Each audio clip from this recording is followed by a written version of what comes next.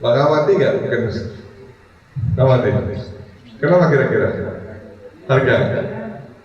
Jadi pada saat kita proses menjual, mereka mengejar untung tidak? Untung, tapi dibanding dengan non pribumi, selisihnya berbeda kan? 500 saja kadang-kadang konsumen cari kan? Seperti itu.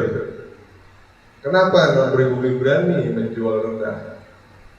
Karena pribumi mencari untung. Karena tadi pola pikir pada saat kita menjual mencari untung, orientasinya bukan mencari kepuasan atau bukan mencari tadi. Wah, sana lebih murah, kalau aku cerita 500 kita cari, kita kejar 500 itu. Oke. Jadi kembali pemasaran itu bagaimana satu meningkatkan nilai kepuasan pada konsumen. Kadang-kadang sekarang semua misalnya kalau sudah mengembangkan melalui media online, itu mereka akan bertanya. Kita sempat di grup, kami punya produk ABCD, ibu bapak membutuhkan apa? Akan siap mengantar, bebas ongkir. Diuntungkan tidak? Puas tidak? Datang mereka kemudian produk. Sekarang konsumen itu adalah raja, maka raja apapun kita layani. Tapi itulah konsep yang kita tanamkan dulu pada mereka, pada kita semua. Nah, saat ini barang sendiri, produk itu kan tidak hanya barang. Maka satu kadang-kadang mereka semua mereka masukkan iklan ke rumah-rumah, menjadikan servis dan sebagainya layanan. Dia tawarkan kan keahlian mereka. Sama juga dengan produk. Nah, pada saat dia puas atau tidak, kita tanya, enak gak bu? Apa kopinya? Enak gak tidak? Gula arennya dan sebagainya. Kita bikin pertanyaan-pertanyaan di situ untuk mengukur tingkat kepuasan atau untuk meningkatkan suka atau tidak. Bu, tolong diisi suka atau enggak terhadap produk saya. Oh, kurang suka, kenapa? Kalau tidak suka apa alasannya? Kalau suka, apa yang perlu ditingkatkan kamu? Jangan pernah malu untuk meminta pendapat mereka, karena kuncinya di situ. Seorang motivator, maka dia akan mencari setiap kelemahannya. Nah, apa terhadap dirinya, atau kelompoknya, atau produknya, atau apa yang dia pilih. Itu untuk memperbaiki produk. Yang namanya tadi inovasi. Beda dengan diversifikasi produk. Misalnya tadi satu-satu inovasi kopi, misalnya tadi ada kopi tempat kali, ada kopi susu, ada kopi jahe dan sebagainya.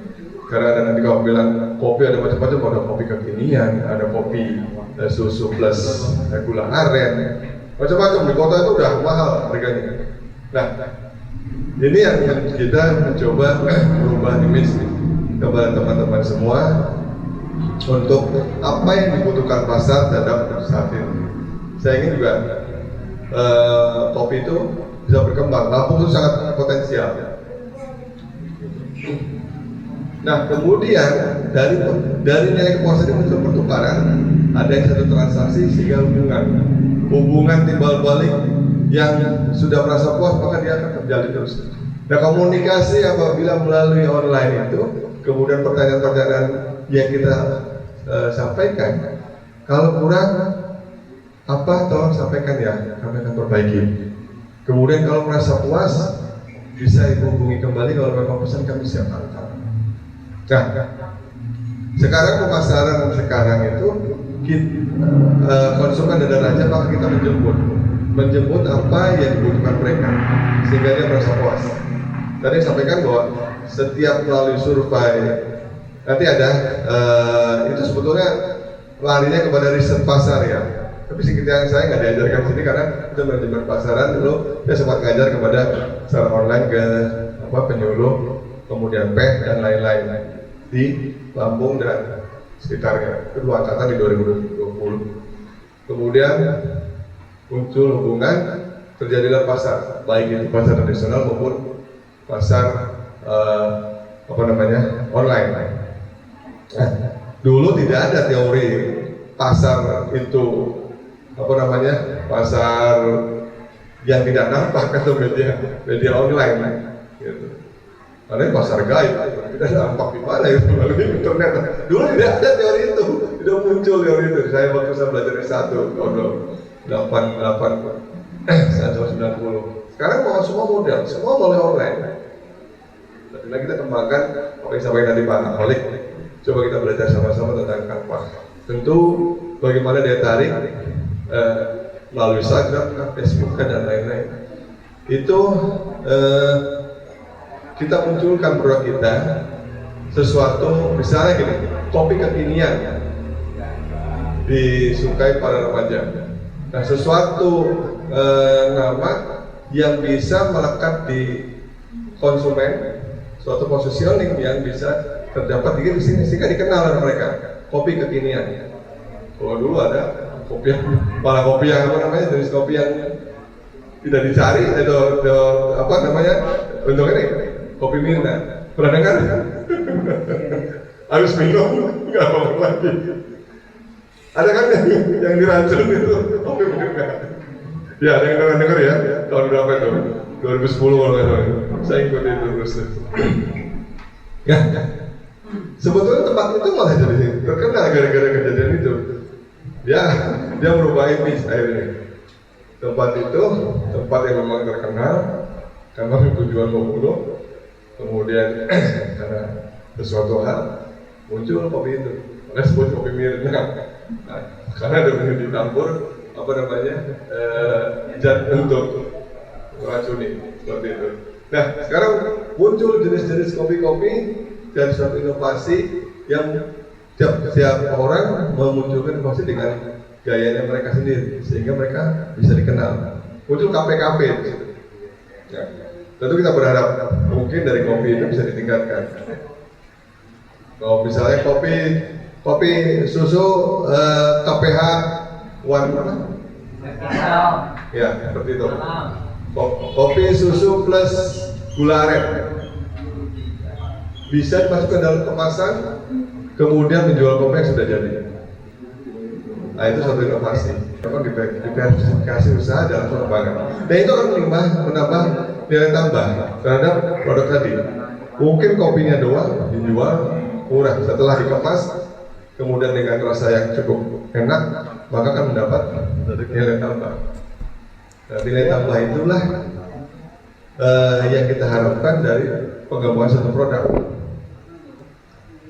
Memang kita tidak mudah mungkin cuma ngomong iya. Ayo kita merubah pola pikir untuk bersama-sama membangun. Mungkin satu saat juga saya belajar dari Bapak. Siapa tahu kita saya mau mendekati pensiun, produk-produk Bapak bisa saya tampung gitu. Insyaallah sama kalian. Untuk acaranya untuk acara Jawa ya. Oke, saya lanjutkan sedikit. Nah, produk itu tidak hanya produk benda, ada jasa disampaikan, ada event. Mungkin kelompok Bapak membuka event organizer untuk di layar terjun untuk mendengar pertemuan, silakan. Misalnya Bapak bikin kelompok yang membuka event-event karena ada acara-acara tertentu di tempat air terjun. Kemudian pengalaman orang ini terhadap jasa sendiri, ini cocok untuk desa wisata. Belum pernah dikembangkan kan? Belum ada. Nanti kita kasih contoh, lihat filmnya. Beberapa desa yang jauh dari lokasi yang hanya menjual suatu tidak ada potensi yang bagus, tapi mereka menjual suatu keunikan wilayah tersebut. Gitu. Kalau berbicara nanti program-program hutan itu masuknya pada SDGs, Sustainable Development Sustainable Development Goals. Nah, itu juga gender ada, kemudian program dari kementerian juga ada seperti itu. Jadi program suatu tujuan yang berkelanjutan. Jadi suatu kegiatan program yang berlanjut. Tadi tidak hanya menjual produk, mencari untung, selesai sampai di situ. Nah, kemudian orang yang punya pengalaman, Bapak punya keahlian tertentu, mengolah bambu. Ada tuh yang sekarang jadi narasumber saya. Itu namanya kerajinan kerajinan anyaman bambu. Dia sudah ekspor, kami kesulitan meningkatkan mencapai permintaan karena kualitas dia, maka dia sudah jadi panen kami. Ada jadi narasumber saya untuk kerajinan bambu. Kalau misalnya ada yang membutuhkan itu, ya bisa saya kasih HP, saya akan hubungi. Nah, tapi yang dia sudah pasar ekspor dia menuai, dia sebagai pengajar memenuhi kebutuhan sendiri. Karena kebutuhan yang diminta oleh pasar dia tidak bisa penuhi. Padahal sebenarnya potensial banget ya. Tempat, mungkin bisa tempat, bapak jual tempat untuk desa wisata, rumah-rumah bapak bisa siapkan untuk wisata. Sekarang yang dicari orang-orang untuk mencari ketenangan diri di Jakarta, di ibu kota Jawa itu banyak sekali. Belum lagi forest selling yang saya merasakan pada saya sakit habis COVID 1,5 bulan saya nggak sembuh. Forest selling apa? Ini kawasan hutan atau mungkin air terjun. Bapak bikin nanti, saya bikin nanti terkait dengan forest selling. Jual program ini yang ada desa wisata, forest selling, atau wisata-wisata unik lainnya barangkali terkait dengan memang ada misalnya camping ground dan lain-lain. Memang ada tempat yang untuk anak-anak bercamping, ria. Banyak jasa-jasa yang bisa kita kembangkan. Desa wisata ini sudah bisa berkembang, kita tingkatkan lagi. Setiap tempat bisa menyediakan tempat untuk wisata itu. Karena banyak sekali Pak, Jawa banyak, Bogor banyak juga. Namanya desa wisata 7 tempat menjual tempat lokasi kekhasan di wilayah setempat. Banyak sekali. Coba nanti kita bicara terkait dengan kemudian properti. Ya bisa ini adalah perumahan ya, perumahan kemudian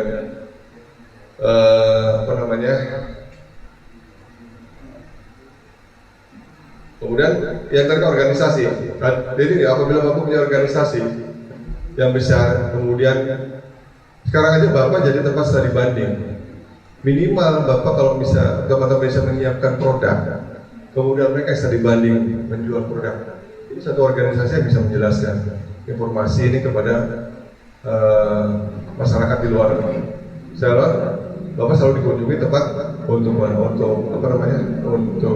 pendidikan, kemudian untuk lembaga lainnya, sehingga menjadi daerah ini bisa dijual dengan informasinya. Siapa tahu Bapak punya keahlian kemudian dipanggil mengajarkan suatu mahal itu Pak. Seorang yang punya pengalaman seperti itu. Kemudian informasi dan gagasan. Gagasan ide-ide yang terkait. Mungkin orang-orang menjual gagasan ide terkait, misalnya menjual salah satunya digital branding. Dia menjual program YouTube, dia dapat subscriber, dia mendapatkan penghasilan. Informasi juga begitu. Ya biasanya informasi yang mahal itu informasi satu negara jual ke negara lain, tapi itu jadi pengkhianat bangsa. Ya. Oke, kita lanjut. Nah ini tadi perbedaan konsep pemasaran bertujuan memberikan kepuasan terhadap keinginan dan kebutuhan. Ini konsep yang modern, Pak. Filosofi suatu pemasaran. Maka apabila kita melihat perbedaan antara penjualan dan pemasaran, ini kita sudah break atau belum kira-kira? Sudah berapa menit lagi? Nah, skalanya hanya skala lingkup kecil. Maka ini pasar sasaran. Pasar sasaran itu target. Ada namanya konsumen potensial dan konsumen real. Nanti kita bicara lingkungan. Kalau pada saat bicara strategi ada segmen. Strategi itu adalah segmen mana, target mana, konsumen seperti apa. Karena kalau kita sudah fokus ke situ, nah kita juga harus buat suatu pada saat praktek nanti kita bikin mulai dari identifikasi dan strategi. Kemudian pusat perhatian. Nah, seperti halnya nanti saya juga ada sedikit, mungkin mudah-mudahan ada videonya, pengolahan ikan. Dulu saya ngajari Kalteng, ikan lele itu paling dibenci sama orang-orang Kalteng. Pertama kali yang saya coba adalah bagaimana merubah image lele itu mau dimakan. Itu pertama saya udah biarin aja dulu. Yuk kita praktek bikin olahan lele. Coba diolah jadi kotak-kotak, jadi siomay, jadi produk-produk lainnya. Nanti banyak produknya, itu diversifikasi produk. Nah, setelah dicoba mereka ketagihan. Besok sorenya langsung praktek di upload. Pak, saya jualan dari segini ke segini. Mereka ikan 30% tanpa modal. Sudah keuntungan bagaimana 30%. Dimakan di depan mata 30%. Tinggal mengolah, bagaimana mengolah. Nanti ibu-ibu, cuman saya nggak tahu fokus gara-gara hang videonya banyak yang rusak. Coba foto-fotonya ada. Nah, pengolahan ikan, kemudian tadi pengolahan lainnya yang diolah menjadi produk sampingan. Jadi tadi apa namanya kopi kekinian dengan olahan campuran macam-macam. Kita kerjasama antara LPHDA dengan LPHDB, misalnya ada momen camping ground atau momen-momen tadi selfie. Yuk numpang jualan yuk, bikin aja dulu di box, ditaruh di botol, kemudian dicampur susunya kira-kira cocok dengan lidah anak-anak kekinian. Kita jual dalam bentuk kemasan-kemasan di botol, taruh di mana es batu, taruh di box itu atau apa namanya styrofoam. Coba dengan momen ini kita ajak menjual teh susu, mungkin yang di Riau sama daerah Medan yang lain bisa kita olah juga. Ya mungkin terhadap kawetan agak sedikit ini ya, kalau dengan dibekukan dengan es mungkin agak awet. Teh susu, kemudian kopi kekinian atau kopi yang dicampur itu, mungkin ada yang kopi dalgona. Pengennya saya juga kenalkan di sini ya. Dan olahan ikan lainnya. Nah, pada momen-momen tertentu ada camping ground, ada wisata paket. Tolong sebarkan ke grup LPHD lainnya. Bagaimana kita menjual minimal dari situ. Nanti sebutkan mau pesan nomor HP segini di grup, bikin Instagram. Nah, potensi-potensi pasar ini walaupun kecil, tolong antara anggota saling berkomunikasi.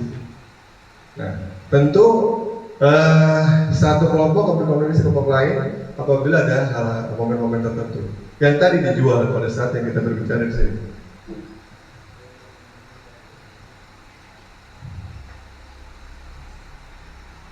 Produk apa yang bisa kita jual?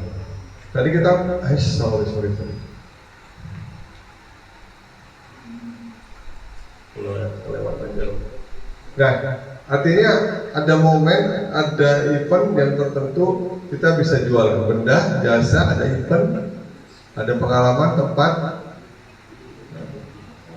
Nah kemudian mungkin ini baru event tertentu dan selfie. Di situ kita bisa menggunakan produk masing-masing. Misalnya dari apa, kita kenalkan pada saat momen tertentu. Mungkin jurinya dari mana Pak rencana? Kalau ada selfie itu, lomba selfie, dinas yang memfasilitasi apa? Dinas. Tidak tahu ya. Oke, kita lanjut. Tujuan keuntungan melalui volume. Nah, bicara tadi yang awalnya dengan penjualan, maka ini adalah keuntungan melalui keuntungan konsumen, kepuasan konsumen. Insya Allah kalau kepuasan konsumen puas, mereka akan kembali, keuntungan akan datang sendiri. Kemudian personalnya penjual dan tenaga promosi, semua pegawai, semua anggota. Kalau di pemasaran adalah sebagai tenaga pemasaran. Nah, maka 5 jenis konsep dasar berdasarkan dari tadi awal bahwa pemasaran itu ada bilang konsepnya produksi, ada konsep produk, penjualan, kemudian konsep pemasaran sosial kemasyarakatan. Ini juga ada pemasaran PS, perhutanan sosial kita melalui pemasaran sosial kemasyarakatan. Visual tadi ada ya. Maka 5 item ini yang masuk semua. Konsep produksi maka fokus pada harga produk, karena dia bagaimana produksi. Biasanya rata-rata tadi sekarang perusahaan itu membuat produk yang mendekati sumber. Dan market access player diambil konsep melalui satu instrumen distribusi yang melangkah si perusahaan pada sumbernya. Mereka sudah banyak melirik di pasar luar. Nah mungkin Garuda juga belum dilirik. Padahal itu Garuda kalau sudah super sampai pada jutaan harganya. kawasan Timur Tengah. Jadi Timur Tengah tuh yang bubuk untuk pewangi-wangi ruangan, biasanya mereka itu potensi yang tinggi banget. Memang kalau bikin sendiri ya bisa disuntik pakai inokulan apa gitu, saya nggak begitu paham ya. Ada yang disebut virus, pohon tertentu, kemudian dia akan, tapi itu prosesnya panjang. Kemudian konsep produk, fokus pada kualitas produk. Mungkin produk yang dulu dijual begitu saja tanpa dikemas, misalnya jualan kopi tanpa ada kemasan, makanya sebenarnya ada pengemasan produk, ada materi pengemasan produk, sehingga produk itu satu, misalnya kalau untuk ikan itu kalau ibu-ibu sudah dibumbuin, kemudian dipotong, dibersihkan, dibumbuin, dikemas dengan vakum sehingga udara tidak ada, masukkan freezer, dia akan lebih kuat. Nah sekarang kemasan-kemasan yang orang-orang yang praktis, orang-orang kota, dia menjual seperti itu. Saya berkenalan dengan orang di Kalteng itu Raja Lele, orang Jawa Timur yang Kalteng tidak dibenci orang Kalteng. Lele itu sekarang dia menjadi Raja Lele di seluruh wilayah Kalteng. Itu bagaimana perubahan image seseorang terhadap yang dibenci, akhirnya dia suka. Ini yang paling susah tuh. Kok Bapak berani? Ya itu modal nekat. Sekarang dia mau ambil banyak-banyak di mana-mana. Produknya utamanya tetap lele. Dia kembangkan produk hasil produknya. Ini mau mentahan ada, semua yang bibitnya dia kan ada. Kemudian yang olahan dari siomay, ada otak-otak, ada produk olahan lainnya. Mau bikin keripik juga ada. Ya kalau nanti konsepnya untuk ibu-ibu, saya punya resepnya nanti saya kasihkan ibu-ibu. Kalau untuk praktek saya pengolahan lele, makanya nggak cukup. Seperti itu. Nah itu mungkin nanti bisa dijual dengan harga misalnya ya 1000-an. Kalau di sini mungkin kalau bahan bakunya banyak ya bisa. Kemudian lele juga gitu tuh tadi kembali ke kita membuat produk yang kira-kira yang diinginkan di pasar yang kita akan buat seperti itu. Kemudian konsep pemasaran melibatkan tanggung jawab sosial dan lingkungan. Yang kita harapkan itu dengan pendidikan sosial lingkungan di kawasan lindung ya. Konsep ini kemudian kawasan ini bagus, kemudian air terjun bagus, maka kita bisa menjual jasa lingkungannya. Ya tentu dengan konsep pemasaran sosial menjaga lingkungan, maka bisa kita ciptakan hutan desa wisata desa wisata, kemudian camping ground, outbound. Ya tentu perlu kreativitas anak-anak muda ya dalam ini ya. Kalau jasa itu rata-rata anak-anak muda yang kita coba libatkan. Ya, dari konsep produksi, konsep produksi menghasilkan produk kemudian pelanggan. Konsep penjual produksi menghasilkan produksi supaya penjualan agresif ditujukan pada target pelanggan. Ini adalah konsep penjual. Nah, kemudian kita lanjut ke konsep pemasaran.